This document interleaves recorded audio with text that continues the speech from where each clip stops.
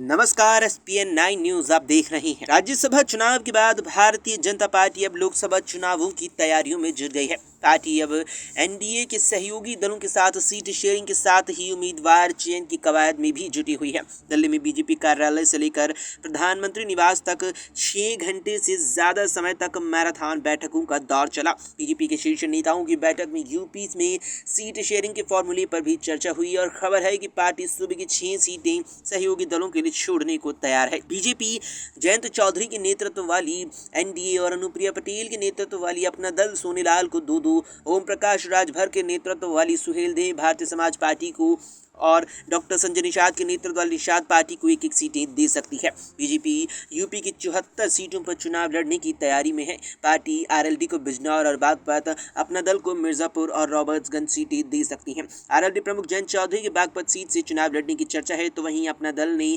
2019 में भी इन्हीं 2 सीटों से अपने उम्मीदवार उतारे थे।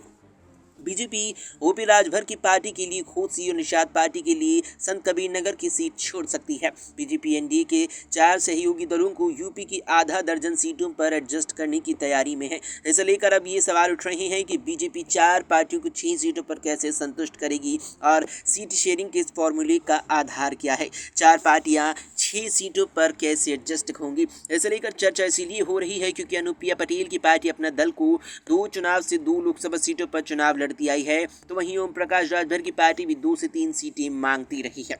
वहीं बात करें निषाद पार्टी की, तो 2 से 3 लोकसभा सीटें वो चाहते हैं। वहीं हाल में विपक्ष इंडिया गठबंधन से नाता तोड़कर बीजेपी के साथ आए जयंत चौधरी की आरएलडी की समाजवादी पार्टी ने आधा दर्जन से ज्यादा सीटें दी थी। पिछले चुनावों की बात करें तो आरएलडी अमूमन 5 से 7 सीटों पर चुनाव लड़ती आई है। बीजेपी के साथ आने से पहले आरएलडी इस बार भी 7 सीटों पर चुनाव लड़ना तय था। सपा के साथ सीट शेयरिंग का ऐलान हो गया था। 2009 के चुनाव में आरएलडी बीजेपी के साथ गठबंधन में चुनाव लड़ी थी, तब भी पार्टी ने 7 सीटों पर उम्मीदवार उतारे थे। ऐसे में जयंत चौधरी 2 सीटों से संतुष्ट हो जाएंगे क्या, ये एक बड़ा सवाल बना है। फिलहाल के लिए इस वीडियो में इतना ही। देश और दुनिया की तमाम खबरों के लिए आप देखते रहें SPN9 न्यूज।